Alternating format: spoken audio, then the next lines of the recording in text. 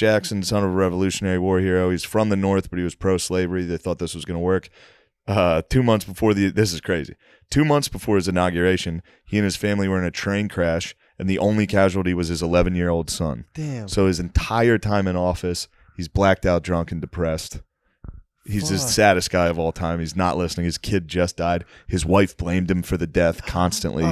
She was like, we should have never been on that train. You just had to be the fucking president. Oh, you gave birth to him, bitch. Yeah. You didn't have to do that. You were on the train. You had fun. Yeah, dude. Fuck. So he's there. During Pierce, they do the Transcontinental Railroad. This is like the real. This is a fuck up for the North wants it to be from Chicago to L.A. or one of those places out west. The South wants it to be from Atlanta to L.A. In order to get it done, they have to get rid of the Missouri Line Compromise, which made it nothing north or south of here was the slave line. They decided to make it so every new territory got to decide themselves. They got to vote in order to get the Transcontinental Railroad.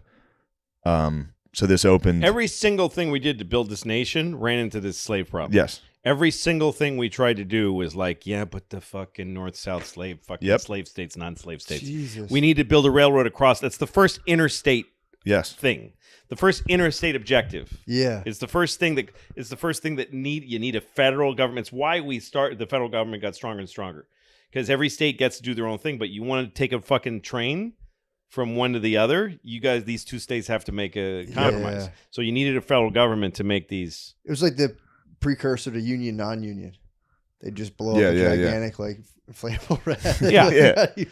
Yeah. It's the other reason, just as general thing, that the federal government became what gave the federal government power was the states wanting parity with each other. Like when environmental laws became a thing, they were state laws.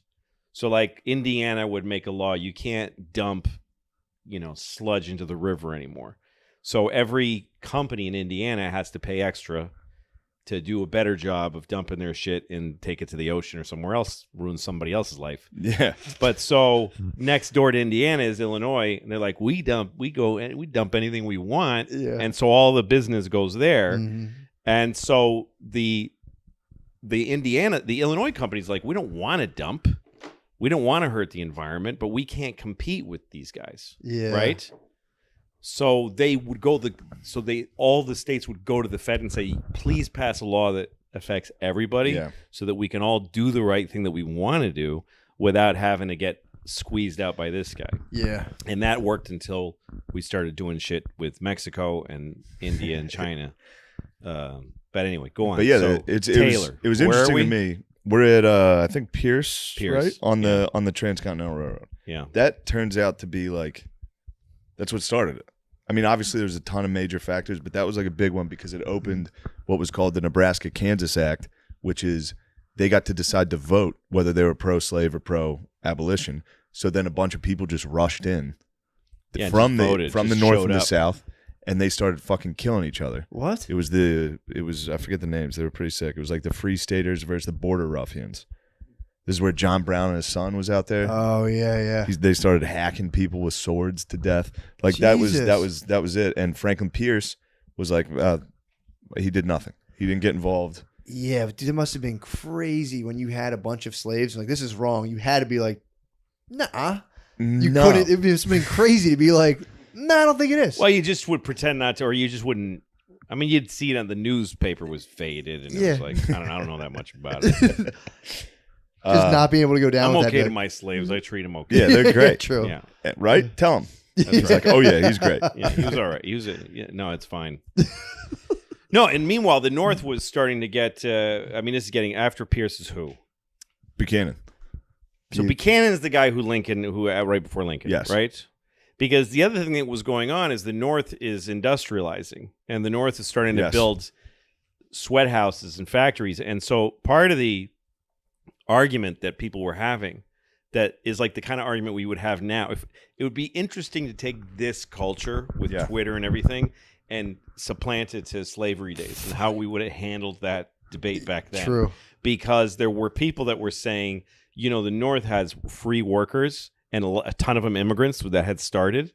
and they're treated like garbage. They're living like shit, and There's- they're dying in large numbers and getting sick, uneducated, and being not allowed to be educated. Yeah. Kids are working heavy, There's a ton long of shifts southern political cartoons that are like that. that are about They'll have how bad they slaves were. And like our out in slaves the are like a sun member of dancing. the family. Yeah. We give them their own house with their plot of land. They get to do this and that. Most slave owners were better. That this is the argument, and that the North was just like wholesale destroying lives. Yeah. And read what's his name, fucking Upton Sinclair. Shit was going on in Chicago in the Is it the slaughterhouses. meat? What's it called? It's about the meat packing shit, right? Yeah, The jungle. What's it called? the jungle. Yeah. So another important thing about that point of the industrialization of the North, it just flooded with immigrants. So now their population's so big that they get more votes, they get more electoral like all that. So now the South's like, we need to get power. So now we need more states. We need more states because otherwise they're going to abolish slavery and we're going to be poor. But they're also hanging on to a way of life in the South. Yeah. And in the North, they're not. They're trying to do anything that's new and anything that's next and anything that's large amounts of money and large amounts of industry. And they're manufacturing in huge amounts. In the South, they're just trying to play a fiddle and whip a guy and grow a little tuft of cotton for one shirt every 6 months. Yeah, true. It's a good thing to point out. Yeah. It's important to know. True. Yeah, but That was the fight. It was an insanely different. Yeah. But we still wanted to be one country. So it was this weird conflict that never went away. So I feel then, like, does that continue to morph till now? It's just like some dudes It does. chill, We wear are. Carhartt, and other dudes like, no, we need to talk about it. Yeah. Yeah, it's kind of tight. But so what's his name? now we're at James Buchanan, who's probably the worst.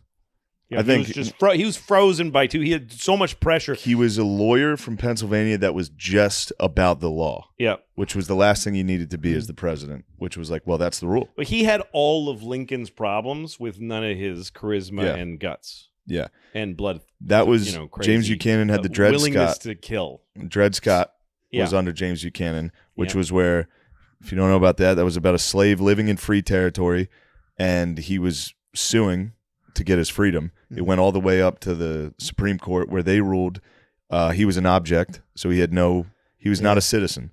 Therefore, that ruling made sure every black person in America was an object and not a citizen. And Buchanan responded by saying, that's the law. That settles it. Instead of standing up, he just had to follow the law. Yeah. So he was just like an extension of the court. Yeah. That wasn't his job. Yeah. Man, And that brought us to Lincoln. And as soon as Lincoln gets elected, the South secedes. Yeah, every state starts to say we're not America anymore. Like immediately before he takes office. It's also crazy checking in on the headlines and you're like, nah, they said you're a chair basically. And you're like, fuck. yeah, dude. Yes. Fuck. You got Lincoln, though. You know Lincoln. Well, we could maybe skip him because it'll be the whole fucking... Yeah. We could stop. mean, look, we could stop Lincoln- with Lincoln. Let's stop True. with Lincoln. And then you go on to some guys you're interested in after Lincoln. All right. Yeah, we're good. We What can go time- as long how as we we've want. been talking for? An hour. Okay. Well, You're not Lincoln- enjoying this? You're not having the time of your life? I'm having a great time. I knew you would. This is I'm nice, not right? having a great time. You're not having a great time. No, I'm not. I hate this. Decent time. Really? No, I'm having a good time. How much fun? You decide which one.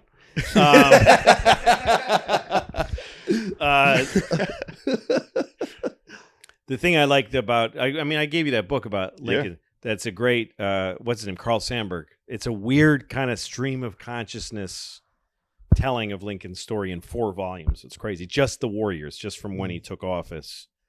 And when he was coming here, there was everything, hell was breaking loose, and there was supposed to be a January 6th. There was supposed to be one. What? There was a plan to stop the certifying of the vote. Mm-hmm. And so they went to General, what was his name? He was the only American general then because we didn't fight wars anymore. Yeah. So the army was kind of like not, I think he was the commander. It's a name you just know when you it hear it. started. Like Scott something. Oh, yeah, Winfield Scott. Winfield Scott. Yes. Perfect. So they went to Winfield Scott, the guys running the government, and then they said, we think there's going to be this thing where they're going to try to stop the... So he said, if anyone, made a declaration, he said, if anyone tries to stop the counting of the votes and the democratic process from happening, either by force or by infiltration, I will stuff them into my cannon and fertilize my lawn with them. That's what he said. Lincoln said that? That's what he said. What? No, And, Winfield Scott. Winfield Scott said Yeah, that. and what he did in real fact, because he was a really smart guy, he gave all of the Capitol Police and all those guys that they had the day off. He said, go home. And he went and got policemen from Baltimore, from New York City, all kinds of like badass cops. And he had them in plain clothes all over the Capitol, all heavily armed, but in plain clothes. So, and people know, so if somebody started something, the guy would just go like this or elbow him or whatever. Yeah. But the appearance was that it was peaceful and that there was no military presence. Whoa. But nothing happened. That's what it took to get Lincoln. Everybody, up to the minute that happened, everyone was like, I don't know if he's ever going to take office. People believed he would never be president. Dude, he wasn't even on the ballot in the southern states. Not even on the ballot. Yeah. What? He didn't win one southern state. A lot of people, big people who would be like whoever now, wrote long things saying, don't take office. Your presidency, your victory is hollow. It's not real. Not even just people from the South, but people from the North.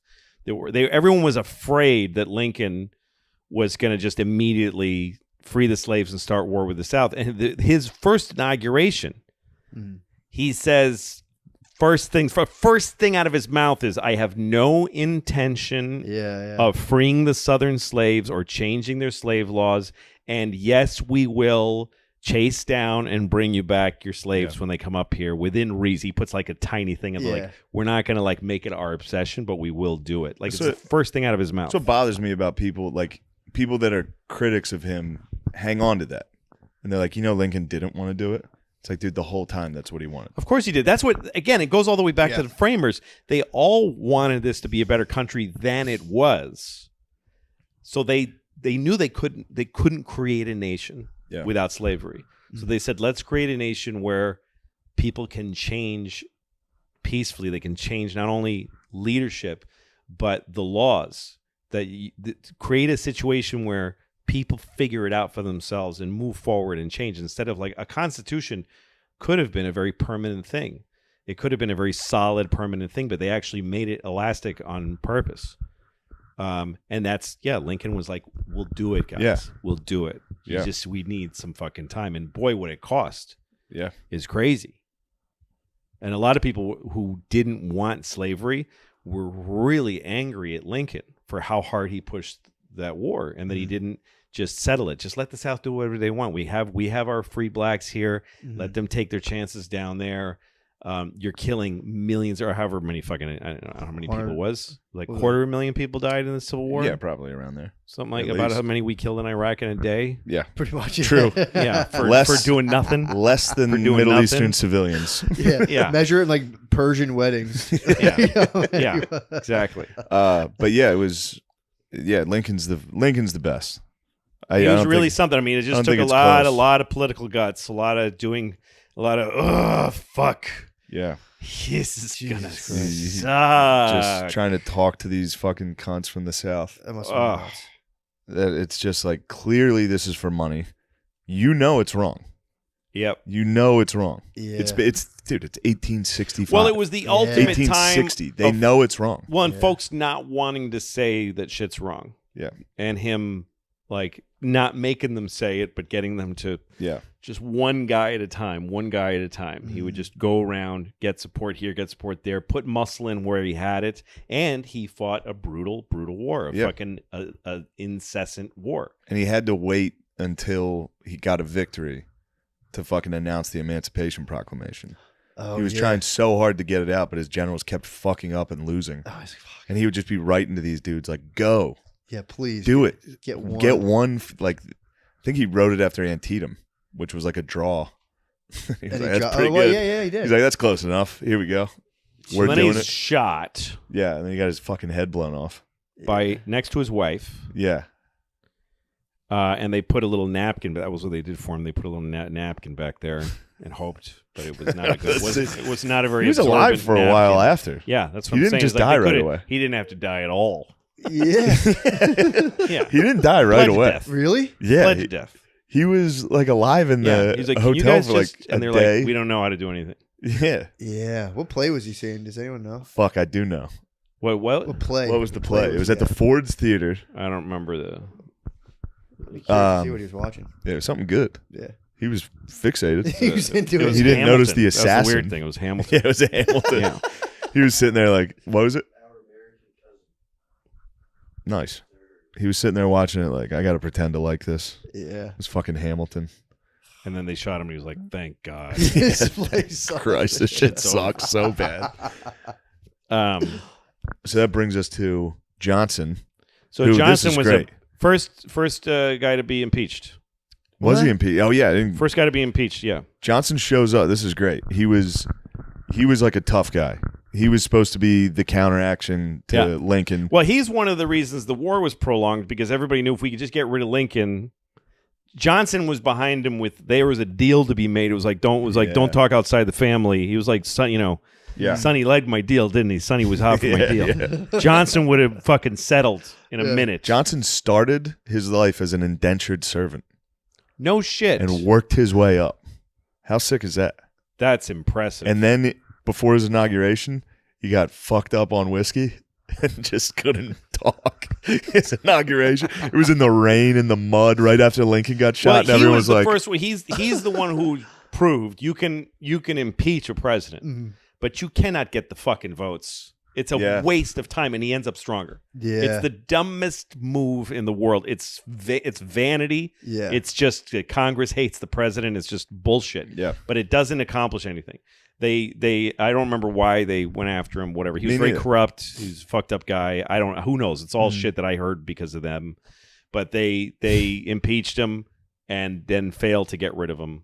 Really? I know nothing else about him. But I don't know either. But then fucking Grant. amazing guy. Great guy, amazing guy. I feel like his presidency was a bit of a fucking letdown for how cool he was. I mean, he did so Christing much. This guy. Oh, true. Grant. To help the South, he was pretty good. What did he do? Well, This and is- he was. First of all, some people get on him because he owned one slave Oh, man. because his father-in-law, his wife's father, Yes. hated him because he was an abolitionist. I mean, he wasn't like an active abolitionist. Sure. But he was against just for not having a slave. Yeah. Back then, if you didn't have a slave, you were a dick to certain Yeah. people. So You were like, put on a mask. Yeah. You were that guy. You were like, why do you have exactly. slaves? yeah, And they're like, why is this guy making me feel uncomfortable? yeah. So he hated him because he had slaves and he didn't want one. So he gave him one as a wedding present, like to spite him. What a dick. Yeah. So Jesus. so Grant made the guy his partner, and Yeah. they started a little business together, which he then freed the guy and gave him the business. Yeah. He made would that go, guy's he would go life. work with the slaves. But He'd they- be out there with them working. Yeah, And then while he was like financially ruined, yeah. he freed his slaves instead of selling them. But he had one though? I'm not sure. He might have had one at that That's point. the story. The story I just told you is, Yeah. I think, his slave story. I don't think Yeah. he had a bunch of them. He had one slave and he freed him instead of selling him. But his And father-in-law, he gave him a business that Yeah. he had started with him. his father-in-law history fucked him. He was like, yeah, That's yeah. right. Here's Yeah. slave. That's right. Here's slave. And then he was in He the did, army. absolutely. He was in the army, and he went. One of his first jobs was outpost near San Francisco. It was in the middle of nowhere. There was no. I mean, it was in the desert of California. He was the only one there, and he was a family man. He loved his family. He missed his bag. Missed his family so much, and he started just getting drunk. And somebody came to drop the mail and found him passed out drunk. And that was his only experience with alcohol. He was a very rigidly living guy, and he was known as a drunk for the rest of his life. Really? There's Every arguments. time he had a political problem, they'd go, he's drinking. There's arguments. There's rumors he was fucked up at Shiloh. Because was probably a lie. because he sat under a tree in the rain. They found him sitting under a tree in the rain outside of a military hospital. It also is funny because Shiloh, he woke up on day 2 of it Yeah. at like the start of day 2, or maybe it was the start of day 1 when it started. He was Yeah. late to get there, so everybody was like he was hammered. But What? if he was hammered, that's very funny to be like, oh shit, there's a war. Fuck. So Oh. after Waking he up was like, they're here. he had won the Civil War. Started really Reconstruction, he was in earnest wanting to get opportunities and equity for black people, equal opportunity for black people. And then he retired and was in New York. He became a New Yorker. He became a big part of this city. Yeah. And he had a son named Kermit, who I think his name was Kermit. Who that was the 1800s. Yeah. Sure. So Kermit invested What a fucking great name. invested his money and all of his father's money with some asshole guy who took it and just left town and just took all of their money, every penny that they had. And so Grant went to visit Vanderbilt, who's outside of the Grand Central Station. There's a great statue of him.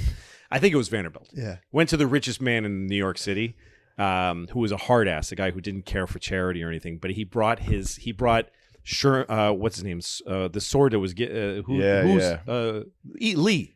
Well, He had Robert E. Lee's sword that he surrendered to him. What? He had his Congressional Medal of Honor and the Bible that he took the oath of office in, and he gave them. He said, "I want to sell these to you because I have no money." And Vanderbilt said, "Jesus Christ, Mr. President, holy shit, we're not doing that." He said, I'm going to donate these to the national museums, and I'll give you a, like he bought them for the nation. Did he buy his biography? Isn't that what he? No. So here's what happened with the biography. Is the best part of his story, and it's actually his greatest legacy. But his autobiography is like the greatest ever written. Yeah. So he met two guys on a train. He'd do anything for money at this point. His wife was very young. He was broke after everything he'd been through. He was broke, and his wife was young, and he was going to leave her destitute. So he met two guys on a train. They're like, "Why don't you write your autobiography? We'll pay you $1,000." And he was like, "Done." What? Oh, so then, about a week later, he meets up with Mark Twain, was like his best friend. And Mark Twain said, "Why don't you write your autobiography, your memoirs?" And he said, "I'm doing that for these guys." And he goes, "What are they paying you?" And he goes, $1,000. And he's like, "Dude, what is wrong with you?" And he says, "Give me the book. I'll publish." Because Mark Twain had started his own publishing company because he hated publishers. He said, "I'll publish it and I'll help you write it." And he said, "I promised those two guys." He's like, "Did you sign something?" He goes, "No, but I did. I gave my word." Fuck. So Twain, or his real name, what's his Clemens. Clemens travels to. I think he went to see Sherman. He went to see. He's like, "I need to see somebody who he'll listen to." So he went to visit Sherman and said, please get him to do this. So Sherman wrote a telegram to Grant saying, for the love of God, give the book to Clemens. That's what the thing. That's awesome. So he wrote his autobiography, and the remarkable thing about it that I read was that there's like no adjectives in it. It's like all verbs and nouns. The entire book is verbs and nouns because he just says what happened. It's a very well written book. And so Clemens turned it into this special edition that you had to order one. You could get any color you wanted. And it was the first blockbuster book in American history. It made like $500,000 in the first month. Meanwhile, he had a goiter that was growing and growing. Stogies. You always see him with the stogies. Died of throat cancer like right as he finished the book. Whoa. And then his wife was made for life. Her first check from Twain was like $400,000. Whoa. Yeah, I think wasn't he buried here? And his monument. And he's buried in Grant's tomb in Harlem. And when he died, there was this huge funeral, and it was Northern and Southern soldiers. Southern soldiers were allowed to put back on their Southern uniforms because it was a big thing that his casket was carried by North and South. It's too bad you can never get away with wearing a Confederate uniform in Harlem these days. No, because that would get be a away treat. with. Yeah, but he was fucking awesome at when Lee surrendered. He was very it was unconditional surrender. Mm-hmm. So he was like, "You guys are gonna fucking give up," but he was like, "Keep your guns, go home, start rebuilding." Mm-hmm. Like he could have fucking destroyed the South. Yeah. And he was very chill. I think Custer stole the fucking sword. He hated Did Custer. He? I think Custer stole Lee's sword. Is Maybe he that got right? it back, but I think the story was Grant wouldn't accept it, or something along those lines. To keep it? And Custer was a bloodthirsty guy. And then on the parade back into Washington, Grant was obviously out front. Custer fucking rode ahead, and Grant was like, "This motherfucker." Custer was the With his man. blonde hair. If you look into Custer, he was pretty fucking cool. I don't know much about him. He fucked up Jeb's story at Gettysburg, which was pretty cool because Jeb was the man. And he rode in. He was with the Michigan cavalry, and he was like, "Come on, you Wolverines!" and fucking led them into a charge. That's why they're the Michigan Wolverines. All that shit. So then you got Hayes, who undid all of this cool stuff for black people. It's all and politically, very... he didn't want to deal with it, so he just did away with it. And then you got fucking who else? Then it goes Garfield. Then I get Bleary. Yeah, this is like the Gilded Age, is what it's called. It's all shit. Yeah. But this is where shit, like, it goes from we ended slavery to now just right back into just racism. Really? Not slavery, but just every law against them. Subjugation, it became the same obsession as before. Yeah. But without slavery, it just became all about not letting them vote, keeping them off the And that goes ballot. all the way up until like now. Yeah. Yeah. Like we're just yesterday. 2018. We figured it out we yesterday. figured it out yesterday. Thank God. Finally, Today, Arkansas. We got a nice little nation. Yeah. Louisiana cleaned up their act a little. True. And Alabama. My favorite president, just jumping way the fuck ahead, is Nixon. Is my favorite. Dude, he's awesome. He's the best. And again, as a character, yes, Nixon gave the country one great gift that I wish was like, I wish it was taught, like the speech that Lincoln has on his monument and the "Ask not what your country" and all that shit. The greatest thing that he did, because it speaks more to what Americans live, is that when Nixon was shamed and destroyed and had to leave office, he had to fucking resign. He had to give, after a couple of "I'm not a crook and this is all bullshit," he had to go and say, "Well, all right, I'm gonna go." And still not a crook, but I'm gonna get out of here.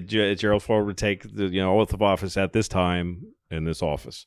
And he left, but before he left, he gave a speech to his staff, to the White House staff. That was impromptu. It was just on his way to the helicopter, and he's copiously crying in the speech. There's video of it that you can see. You have to try to find the whole thing because there's clips that you can find on YouTube. But I actually ordered from C-SPAN a DVD of the whole speech, and they're all bawling, the whole staff, and his family standing behind him.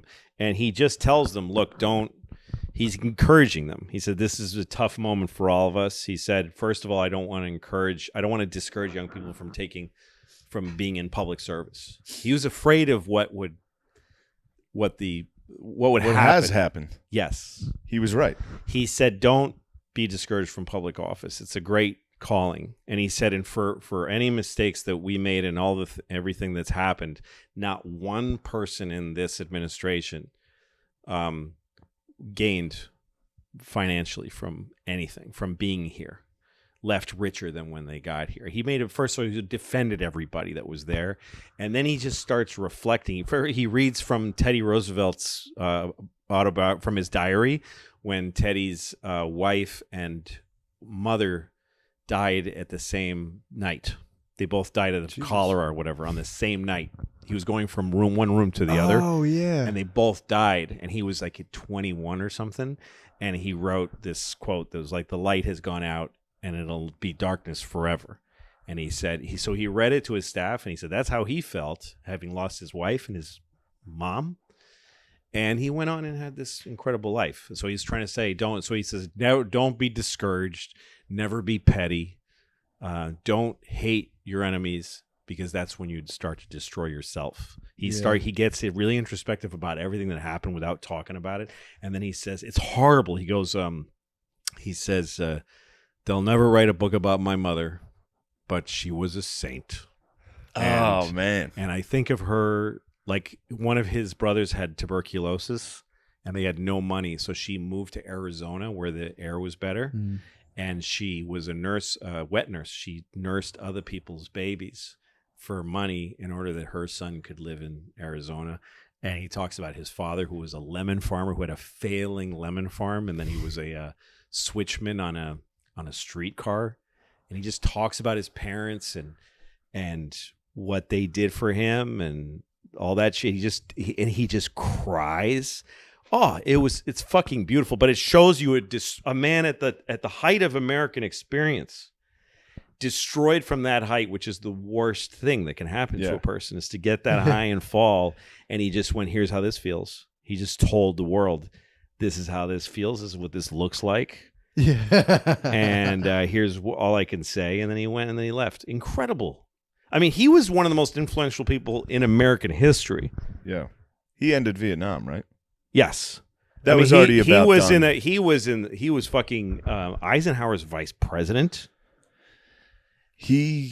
There's a guy we know that's a bit of a conspiracy guy, but he's been pretty correct on everything so far, and he's got a book coming out on Watergate. Yeah. Okay. And about how that was a little darker than it seemed. Like so his I opponents, knew a guy back when I was first living in the city as a comedian. There was a guy named Frank Gannon who had Frank Gannon wrote speeches for Nixon and was a very close friend of his. And weirdly, he became the guy who books the comedians on Letterman. And when I moved to New York back in 1990 or so, being on Letterman was all anybody wanted. So Gannon was the most important person in comedy at the time. And he was a strange guy who was very serious. And he would just come and he'd watch you. And if he liked you, he'd get Morty to come and maybe you'd be on the show. So he liked me. He never got me on the show, but he liked me. So I went to Letterman's office and met him. And I asked him about Nixon because he wrote, Nixon has one big biography called RN that Gannon co-wrote. And he told me that when you get a few drinks in Nixon, he says the same people that got the Kennedys got me. It's the same people that got. Yeah, he said it's the same machine. Whoa. That took out. Yeah, John and Robert Kennedy came after him. He said they just couldn't use bullets anymore because it was getting too. They were That's on exactly what we said. This is we said that without and then him. Watergate was. He said Watergate was something that happened all the time. It was just like, and still does. I mean, it's not like oh my goodness. It's how things are done. Yeah. It's a safe with $1 million in it. What president doesn't have a safe with $1 million? Yeah. It was. So that's Nixon's story. That was Nixon's story. He didn't say it in public, because the same as he conceded the presidency to Kennedy, which Kennedy stole. I mean, everyone knows that his father took suitcases of money to delegations and stole the presidency, and Nixon knew it, and he was like, "I'm not gonna. That's not good for the country to get into it." That's why he resigned instead of standing trial, and that's why he doesn't talk about that's the story, you know. Yeah. That's wild, a good most interesting president. Most interesting, I think, to me. Yeah, I mean, Johnson was also a fascinating guy. Yeah. Johnson was, and Reagan was kind of an empty-headed genius, incredible, knows how to just be. As long as somebody else is in the room, Reagan was brilliant. But I'm not sure he had any thoughts. You know what I mean? There's people like that. Yeah, he was like an actor that was like, I guess I'll be a Republican while he was there. And then... Which was pretty admirable at the time, because he was actually no, it wasn't, because that was in the middle of the Red Scare. He was like one of the guys being like, "You're a communist," and he just became the man. My favorite film of Reagan is Larry King interviewing him after he was shot, and saying, "So what do you feel about this guy?" And he said, "Well, I just pray for him. He's a sick man. He's just." You know, I found out later that he's sick. He's mentally ill. So we add him to our prayers, and we hope for the best for him. And he says it with this big. He's like, we're fucking that guy up. I hope he's doing good. Yeah. He's doing great. Yeah. I think that should be it, right? Yeah. I think that's about enough. You had fun. Yeah, it was good. Why do you accusing me of having fun? It was fun. Thanks for doing it, man. Sure. Thanks for asking.